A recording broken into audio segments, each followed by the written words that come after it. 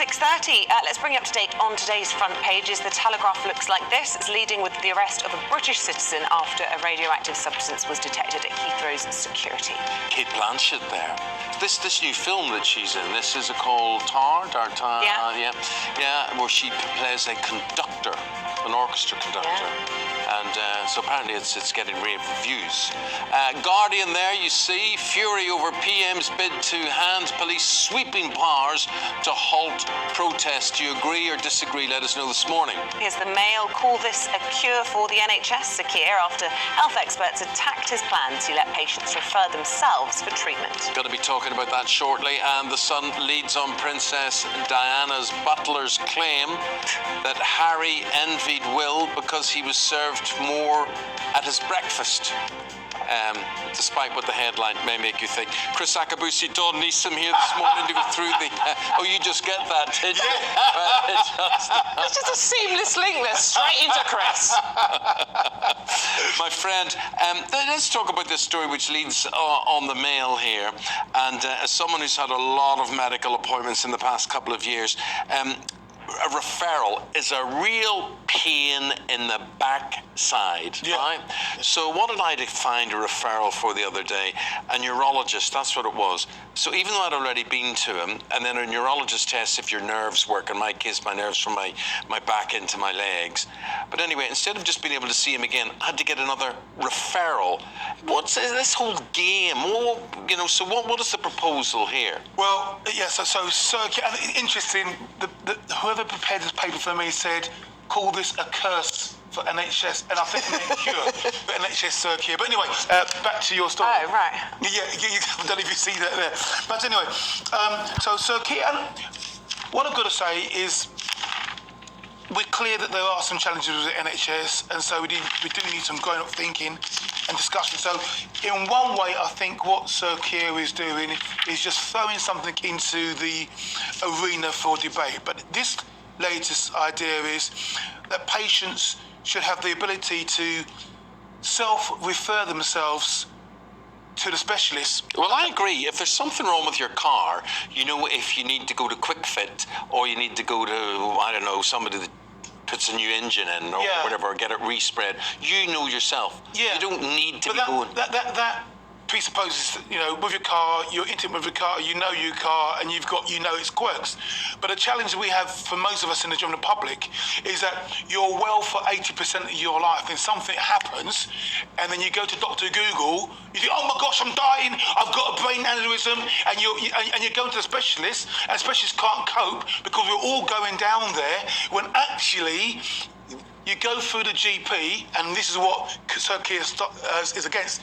He's worried about the bureaucracy, the red tape. But you're supposed to go to your GP, and he goes, actually, don't worry, you just need a little bit of a pill and just lay down. You'll be right. But he's calling it bureaucratic nonsense, and I think he's absolutely right. I mean, in Europe, that's common. Is it? Yeah, I mean, you don't have this idea of general practice. You have a sore throat, you go to see the ear, nose and throat doctor. You have a bad sprain in your calf. Yeah. Is that because you pay for it, though, privately, or is it? Well, yeah, I mean, they don't have an NHS like we've got, but it just seems like quite a workable solution. In theory, it sounds fine, doesn't it? This paragraph brought me up short, though. If you've got internal bleeding and you just need a test, how do you know whether you've got internal bleeding? Unless you're medically qualified yourself. I'm not saying they're going to get rid of GPs. I think if there's any ambiguity, you still go to your GP. But if there's a cut and dry case, which we've all... I had an incident with my little girl. She was sort of falling over a lot, and I was worried about her walking. I had to take her to the GP and make her walk for the GP, but we knew that she just needed a referral to a paediatric podiatrist. And she wouldn't walk because she was shy with the GP. I was just, give me the blooming referral. I know what we... And in the end, we did. We wasted everybody's time. Yeah. I mean, of course, there are times when you do know what you need and what you want, but there are also times...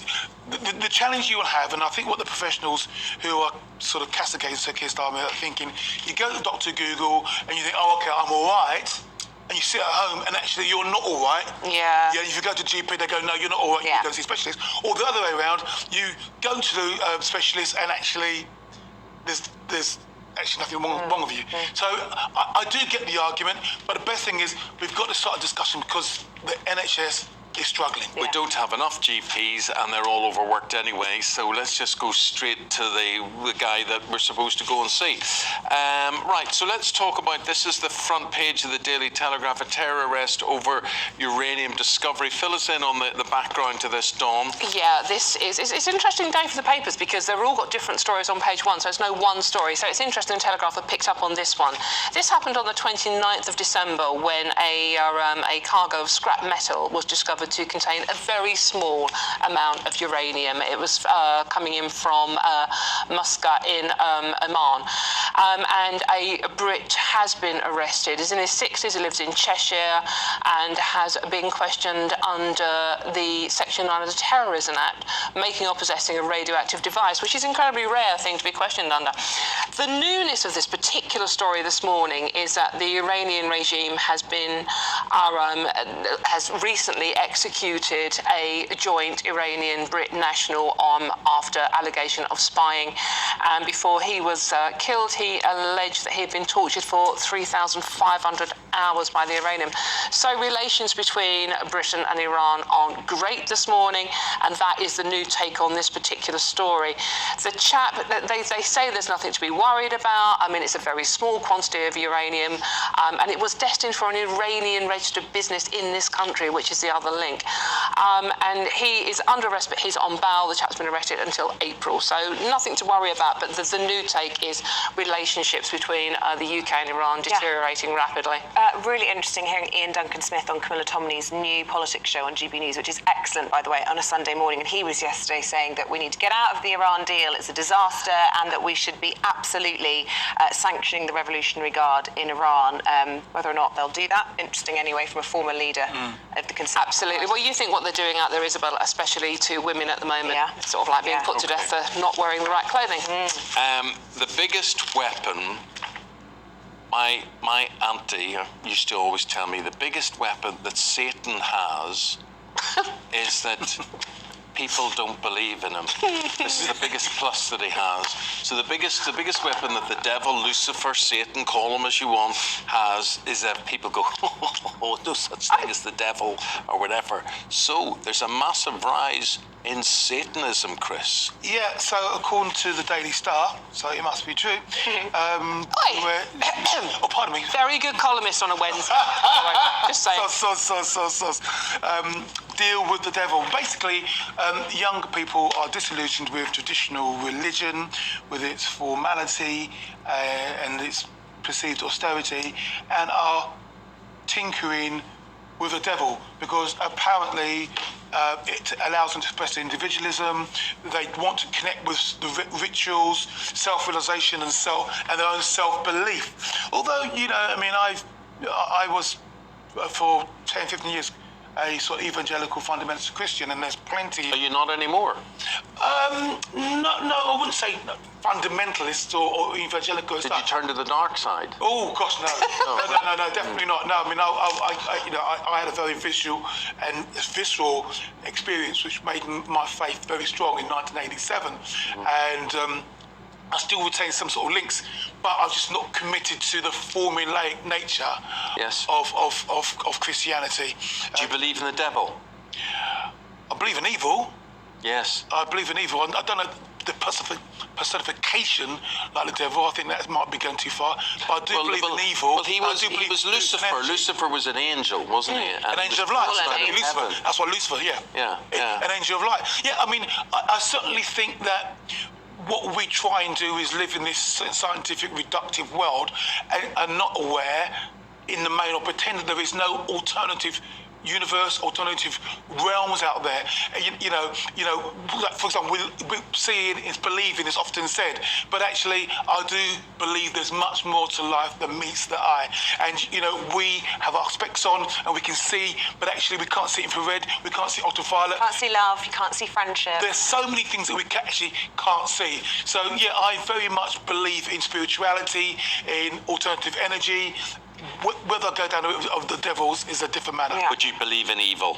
No, definitely. I don't understand why anyone, you know, whether they believe in God or not, would want to turn to something that projects evil, that, you know, reveres evil. power? I suppose the sort of Putin this isn't type about the ideology. worship of evil or the devil per se. It's about youngsters actually wanting a new way to express themselves in the light of what they've been through recently, without as Chris has said, the strictness of accepted religions. But my favourite line in this is that they've interviewed a Satanist, as you do. There are 5,000 of them registered in the country, evidently, in the latest census. You have to register? Well, no, in the latest census, you can declare your religion. Yeah, well, that's 0.000 of not many, population, whatever. That's what when it said does that 167%, it might be just 2 people. Yeah, but he says, it's not that they're worshipping the devil, it's just they just like the rituals, like sacrificing the occasional virgin. I mean, what sort of rituals are they talking about here? I give up, honestly. Dear. Just couldn't find enough virgins. There's no virgins anymore. Let's get back to the NHS Times front page. 2 in 3 voters thinks the NHS offers a bad service. Oh, God. Yeah, there's 2 ways of reading this story. It's very interesting because 2 in 3 people are dissatisfied with the service they're getting from the NHS. They're not... Well, that could mean it's underfunded. Well, of course, Eamonn. It's not that the NHS is bad and horrible and everyone working in it is awful or evil. It is actually the way the NHS is operating at the moment is not offering the service it should be offering. 80%, I think it's got worse over the last 5 years. Obviously, we've had the pandemic, and obviously we've got to bear in mind that 50,000 more people died than usual over the past 12 months. Ambulances, flu, etc., etc. The more worrying thing here for the Conservative government is that 85% of us actually, this is a poll by the way, 85% of us believe the government is handling the current NHS crisis wrong. And there's various doctors and professors interviewed here. Dame Jane Dacre, a former president of the Royal College of Physicians, has described the NHS as a bottomless pit of need. I think one of the challenges when you read this story, though, is to think it was only sort of 2 years ago when we were all on a Thursday, many of us on a Thursday were clapping our hands or banging our pots, and we were eulogising how wonderful the NHS was. The actual staff, the staff that were looking after us, wasn't it? That's what we were doing, and now we can't afford to pay them suddenly. Yeah. But, they need more than a round of applause. This isn't having a go at the people on the front line who are doing the jobs. It's the organisation and the fact, as we've already discussed, that seeing a GP is difficult these days. Ambulance times, A&Es are overrun. So it's not having a go at the NHS, it's just the fact that it's just not offering the service it should be offering at the moment. And people are dying. Whilst there are laws to try and stop people like nurses from going on strike, the current government also trying to crack down on protests. The Guardian, unsurprisingly, absolutely furious about this, but other people pointing out what Rishi Sunak is saying in all of this is actually what he's trying to do is to protect the hard-working majority, let them carry out their ordinary lives. We all saw the protest, didn't we? Yeah. People sitting across the road, ambulances not being able to get through, and the police not really knowing how to police it. Yeah. So this should change that. Yeah, exactly. I mean, so there are people who are a little bit worried that this could be the thin edge of the wedge, that you start with things that everybody agrees with, well, not everybody, but a lot of people would agree with, like you just said, just stop oil, walking up 0 miles an hour, and stopping people get to work, stopping ambulances getting through, even if it's unintended, etc., etc. But there is a fundamental right in a civil society to be able to protest. And while we all might, or many people might agree, oh yeah, let's stop that, what happens when it's something that you believe in? And the police get wind of that, and an authority says, just stop them before they get started. And so this is the challenge, is actually people who are pro-civil liberties, pro the right for free speech, are worried that the government might use this to crack down on things that we might all agree with. So I do understand that particular argument, but then, as I heard one of the previous contributors saying, this might be Rishi Sunak trying to toughen himself up or give himself an image of being a hard man, Prime Minister in control. Margaret Thatcher, she really grew in stature when she took on the miners, and then finally ended up going to, not with the miners, but going to war in the Falklands, and all of a sudden she was a real strong leader. And so maybe what we've got here is somebody around Rishi Sunak saying you need a few battles that you can actually fight and also go on to win and get the public on your side. So the Prime Minister of Law and Order. It's interesting, we can all remember that picture of the girl face down at that Sarah Everard vigil. Do you remember that image of the police being really authoritarian? Yeah. They've got a quote from her in The Guardian this morning, obviously offended by these changes to the law, and she's sort of saying, would that vigil have been allowed to go ahead? Well, the vigil was stopped. The vigil was appallingly stopped in any case, wasn't it? So they already did that. Quite an argument to make, won't it? Yeah, and Just Stop Oil, by the way, have said doesn't matter what the government do, we can still carry on doing what we're doing in any case. Well, also they'll come up with a new spin. They'll just come up with something else that we haven't thought through. Yeah. In the end, you're going to be looking for 100 different ways to stop Just Stop Oil making their point. They'll find new ways. Also, interesting, Extinction Rebellion announcing, was it last week or the week before? We're done with these protests because they don't work. They've basically disbanded, haven't they? Which I think is fascinating, given, Just Stop Oil carrying on, but Extinction Rebellion said, I'm hanging up my protest shoes for now. Isabel, let me have the front page of the Express there, will you? Because, yes. Dawn, we want to talk about this. The Express says, countryside under siege in rush for homes. Now, I'm not sure I believe this. There is this... People come out in a rash when you talk about building. Maybe it shouldn't be in the countryside. Maybe it should be in the countryside. I think we're all agreed it should be in brownfield sites. Absolutely. First and foremost when these things happen. And you just can't keep building without, as we were talking earlier, the infrastructure, the roads, the education system, the water system, what we do to land, what we do to rivers, what we do to floodplains, all sorts of things. What's your take on this one? Well, this is obviously basically the story is that, we don't have enough homes in this country at the moment. So I don't know what the aversion is to, what's the word I'm looking for, council housing. What's it called? Social housing. Social housing now, yeah. Social housing now. Yeah. No, absolutely. So we need to build more homes, and it's just where we do it, and taking over the countryside. But as you say, Eamonn, brownfield sites, there's plenty of them. I mean, certainly in sort of like huge swathes of East London, and sort of walking down the Thames yesterday, loads of space out there. So we do need to concentrate on this problem. But we are building on floodplains, and we've already discussed in the weather at the moment. Yeah. The reason we've got terrible flooding is we keep building on places like floodplains. Yeah. So, the bottom line with the story is we don't have enough homes for people. Where are we going to build them? How are we going to build them? And sort of like in the countryside, are we going to have any countryside left? What about people who work and live in the countryside already and have families in the countryside? Where do they live? They need social housing. Absolutely. It's pushing prices up as well. People going from the cities to certainly the nicer parts of the countryside, pushing housing prices up so the locals can't afford it. But we don't build enough social housing now. I mean, I don't know what the actual statistics are, but there is not enough social housing being built for people. It's very interesting. Sinn Féin in Ireland are really gaining in popularity north and south of the border, and their main ticket now is housing and the terrible lack of housing and the stock that is available and whatever. So housing, I'm surprised it's not more of an issue. Interesting, it hasn't actually been a big thing for either party over here at the moment, has it? I mean, we're concentrating obviously on sort of like the NHS and the immigration problem, but we're not mentioning housing. And I think you're right, Eamonn. I think if they did make it, especially for youngsters, I mean, let's face it, a lot of, as we've discussed with the Satanism, a lot of youngsters feel disenfranchised, not just with religion, but also with the political parties. They feel homeless. So I think if someone started concentrating on that, maybe. I feel very, very strongly about social housing. I mean, I was brought up in a council house, and the con was we bought our council house for very little money.